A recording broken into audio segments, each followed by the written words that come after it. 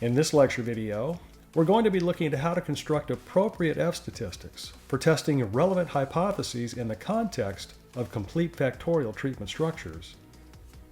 You may recall from earlier presentations in this course that factors in a treatment structure can be fixed effects or random effects. The nature of the factors in a complete factorial treatment structure impacts the expected values of the mean squares in the analysis of variance. And so to construct an appropriate F-test, we need to take the expected mean squares into consideration. Now, in the last lecture video, we were looking at this general procedure for performing an analysis of variance for data from a complete factorial treatment structure. The very last step is to determine appropriate F-statistics for testing hypotheses of interest based on the expected values of the mean squares in the ANOVA table. And that's what we're going to be looking at in this lecture video. Now, we're going to be doing this specifically for two-factor complete factorial treatment structures. We're going to look at three scenarios. The first, where both factors are fixed effects. In the second scenario, we're going to look at both factors are random effects. And then in the third scenario, one factor will be a random effect and the other factor will be a fixed effect. So let's look at this first scenario, where factor A is fixed and factor B is fixed. If factor A and factor B are both fixed effects, then the expected values of the mean squares are as shown on this slide. So the expected value of MSA, the mean square for factor A, is equal to sigma squared plus B times R times this quantity theta sub alpha, where theta sub alpha is essentially a quadratic form, and therefore it's greater than or equal to 0, and it's equal to 0 if and only if all of the alphas are 0. Now, that quantity will tend to be larger than sigma squared if any of the alphas are non-zero. On the other hand, if all of the alphas are 0, then the MSA will tend to be close to sigma squared. Now, the expected value of MSB is sigma squared plus A times R times this quantity theta beta, where theta beta is, again, a quadratic form, essentially, in the betas, and so it's going to be non-negative. It's going to be greater than or equal to 0, and it will be 0 if and only if all of the betas are 0. If the betas are all 0, then the expected value of MSB will be sigma squared, and so the random variable MSB will tend to be close to sigma squared. On the other hand, if any of the betas are non-zero, then the expected value of MSB will be greater than sigma squared, and the random variable MSB will tend to be larger than sigma squared. The expected value of the mean square for the AB interaction is equal to sigma squared plus R times this quantity theta alpha beta, and that theta alpha beta is a quadratic form in the alpha beta ij's, and so it is non-negative.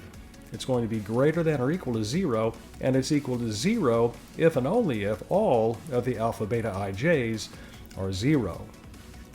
And so if all of the alpha beta ij's are 0, then the expected value of MSAB will be sigma squared, and the random variable MSAB will tend to be close to sigma squared. On the other hand, if any of the alpha beta ij's are non-zero, then the expected value of MSAB will be greater than sigma squared, and the random variable MSAB itself will tend to be larger than sigma squared. And then finally, the expected value of MSE, the mean squared error, is sigma squared. And so in each of the first three expected values, the first three expected mean squares, we see that the expected value mean square is equal to sigma squared if and only if the parameters making up that quadratic form are all 0. If in any of those cases the parameters are non-zero, then that expected value will tend to be larger than sigma squared. And this is the basis for constructing f-statistics in this particular situation, where both A and B are fixed effects, where we have the MSE in the denominator of the f-statistic. All right? And so for this situation, where we have both factors fixed effects, the f-statistic for testing treatments, the overall effective treatments, f sub t, is MST, the mean square for treatments, divided by the mean squared error. The f-statistic for testing the significance of the main effective factor A is MSA over MSE. The f-statistic for testing the significance of the main effective factor B, so cap f sub B, is MSB over MSE. And then finally, the f-statistic for testing the significance of the interaction of factors A and B is equal to the mean square for the interaction, MSAB, all over MSE. Now, these are the f-statistics that you're accustomed to seeing because they all have the mean squared error in the denominator. All right, and so this should not have been a surprise on this particular slide. This is what you're used to seeing in your other tests. Okay, so here are the hypotheses that are tested by these f-statistics. So the hypotheses tested by the f-statistic for the overall significance of treatments, cap f sub t, the null hypothesis consists of 3 components all connected with a logical and. So the null hypothesis is that all of the alphas are equal to 0 and all of the betas are equal to 0 and all of the alpha beta ij's are equal to 0. The alternative is the logical complement of the null, as it always is. And so the alternative here is that at least one of the alphas is non-zero, or at least one of the betas is non-zero, or at least one of the alpha beta ij's is non-zero. Now, this involves all of the parameters in the effects parameterization for the model. And so this test is this overall f-test for treatments can be thought of as an omnibus test for the individual tests that we list below for the individual factors and their interaction. And so it makes sense to test the overall f-test first. Now, the hypotheses tested by f sub a, the f-statistic for the A main effect, the null hypothesis is that all of the alphas are equal to 0 against the alternative hypothesis that at least one of the alphas is non-zero. The hypotheses tested by the f-statistic f sub b, the null hypothesis would be that all betas are equal to 0 against the alternative hypothesis that at least one of the betas is non-zero. And finally, the hypotheses tested by the f-statistic f sub ab, the null hypothesis of this test is that all of the alpha beta ij's are equal to 0 against the alternative that at least one of the alpha beta ij's is non-zero. Now again, that first test, the test for the overall significance of the treatments, is an omnibus test, and it includes all 3 of these last tests. And so if the null hypothesis of the omnibus test above is not rejected, then it makes no sense to proceed to test of factor main effects and their interaction. And so we can think of that first test as kind of a gatekeeper test, and these 3 subsequent tests as follow-up tests, testing the significance of the specific factors and their interaction. And so this is what this looks like in the context of the ANOVA table, the expanded ANOVA table, for a 2-factor complete factorial treatment structure where both factors are fixed effects and where the design structure is the completely randomized design. And so you can see here that now I have included formulas in the column for the f-statistics. And again, these formulas are based on our inspection of the expected mean squares for the mean square for treatments, the mean square for A, the mean square for B, and the mean square alpha beta, as well as the mean square for error. All right, and then in the context of the randomized complete block design, we have the same formulas for the F statistics. And then finally, for the Latin square design, we have the same forms of these test statistics where the MSE is in the denominator in each case. Next, let's look at the situation where both factor A and factor B are random effects. If factor A and factor B are both random effects, the expected values of the mean squares are as follows. So the expected value of MST, the mean square for treatments, is a sum of 4 variance components. Now, because factor A and factor B are both random effects, they are random variables. They both have a mean of 0, and they have their own variances. So the variance of factor A is denoted sigma squared sub alpha, and the variance of factor B is denoted sigma squared sub beta. And because at least one of them is a random effect, their interaction is a random effect as well. So the interaction is a random variable with a mean of 0 and a variance which is denoted by sigma squared sub alpha beta. And so the expected value for the mean square for treatments is a sum of those a weighted sum of those 4 variance components. Now the expected value for MSA is sigma squared plus r times sigma squared alpha beta plus b times r times sigma squared alpha. So it involves 3 of the 4 variance components. The expected value for mean square, or MSB, the mean square for factor B, is sigma squared plus r times sigma squared alpha beta plus a times r times sigma squared beta. It involves a weighted sum of the variance components sigma squared alpha beta, and sigma squared beta. The expected value for the mean square for the AB interaction is sigma squared plus r times sigma squared alpha beta. It involves 2 of those variance components. And then the expected value of the MSE is sigma squared. Now, based on those expected mean squares, here are the appropriate or proper F statistics for testing the hypotheses that we're wanting to test in each of these cases. So the F statistic for treatments, F sub t, is, as it usually is, MST over MSE. On the other hand, the F statistic for testing the significance of factor A is MSA over MSAB. The denominator is not MSE in this case. Likewise, the F statistic for factor B, F sub B, is equal to MSB divided by MSAB. So again, the denominator is not MSE in that particular F statistic.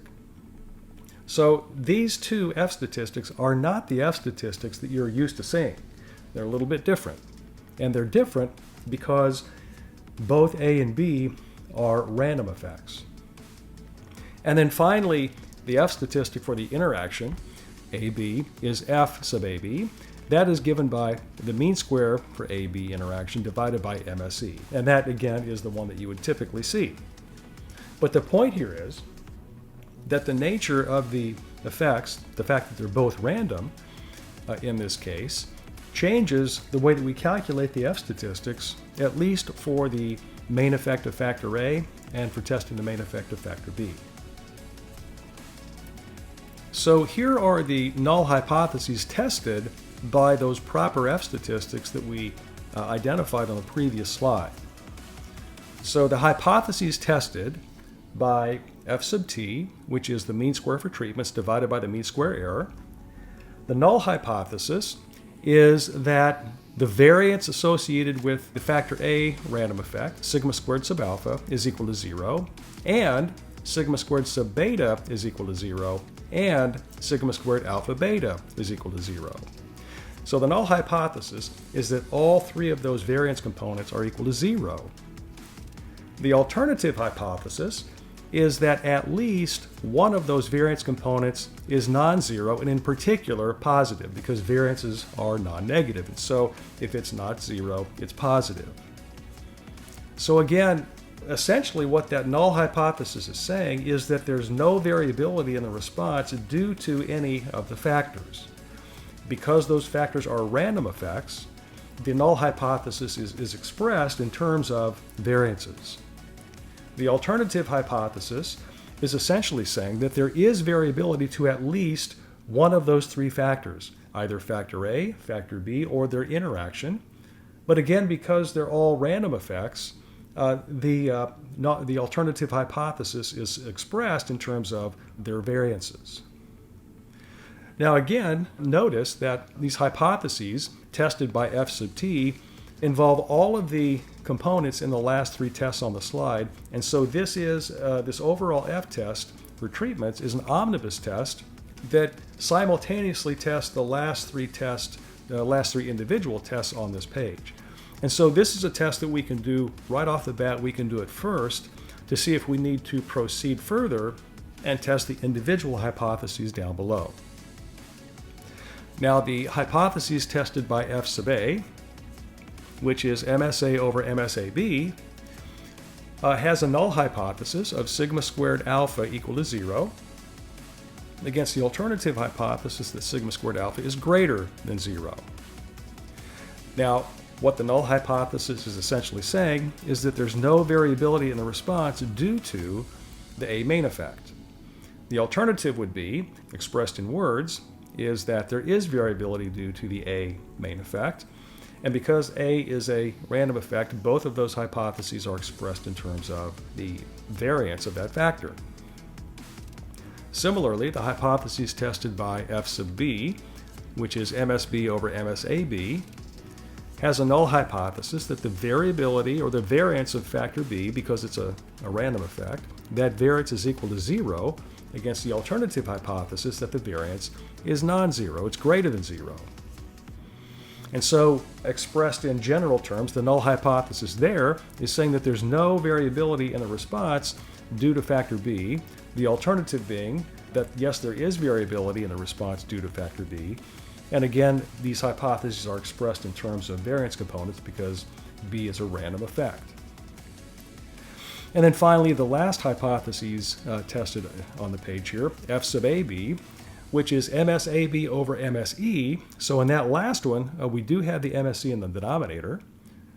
The null hypothesis is essentially saying that there's no interaction between the two random effects, A and B. And the alternative hypothesis is saying that there is interaction between those two effects. And because the interaction effect is a random effect in this case, the hypotheses are expressed in terms of the variance of that random effect. So again, that first test on the slide is an omnibus test. It's an overall test that incorporates or tests simultaneously the tests involving the variance of factor A, the variance of factor B, and the variance of the interaction between factor A and B. And so if that omnibus test is not rejected, then it really wouldn't make much sense to go and proceed further. And so we can use that omnibus test as an overall test or a gatekeeper test. And if we reject that gatekeeper test, then it would make sense to proceed and perform the rest of the tests on this slide. Okay, and here is what the ANOVA table looks like for the two-factor complete factorial treatment structure when both factors are random effects for the completely randomized design structure. And so again, I've included the last column there. In the F column, I've included the formulas for those F statistics. And we've got a similar look for the ANOVA for the randomized complete block design structure. Again, I've included the appropriate F statistics in that last column, as well as for the Latin square design. Now, let's take a look at the hypotheses tested by improper F statistics in this situation. So again, when we have a two-factor complete factorial treatment structure where both factors are random effects. So if we were to compute the F statistic for the main effect of A using an inappropriate or improper F statistic, And in particular, where we use the traditional formula where we've got the MSE in the denominator rather than the MSAB, as we see we should. So if we use this improper F statistic, then we see that the hypotheses that are being tested, and by the way, it is testing a hypothesis, but it just is not the hypothesis that we want to test usually. So the null hypothesis in this case, in using the improper F statistic, would be that both sigma alpha or sigma squared sub alpha is 0 and sigma squared alpha beta is 0. The alternative would be that sigma squared alpha is not 0 or sigma squared alpha beta is not 0. Well, when we're trying to test the null hypothesis that there's no variability in the response due to factor A against the alternative that there is variability in the response due to factor A, these hypotheses right here are not equivalent to that purpose. They're not doing the same thing. And so that's why that's why we call this an improper F statistic, because it's not testing what we want to test when we're testing the main effect of factor A. And then likewise, if we use the improper F statistic for testing the B main effect, so instead of having MSAB in the denominator, we have MSE in the denominator, then the null hypothesis that's being tested is that sigma squared beta is equal to 0 and sigma squared alpha beta is equal to 0. And the alternative to that, obviously, is that sigma squared beta is not equal to 0 or sigma squared alpha beta is not equal to 0. And again, this is not what we're wanting to test when we're interested in determining whether there is variability in the response due to factor B. Because see, these hypotheses don't isolate the variability due to factor B. And the first set of hypotheses up here, they don't isolate the variability due to factor A. They muddy the water by including both the variability of factor A along with the interaction of variability. And in the second set of hypotheses, it muddies the issue by combining or testing simultaneously variability due to B, but also variability due to the A-B interaction.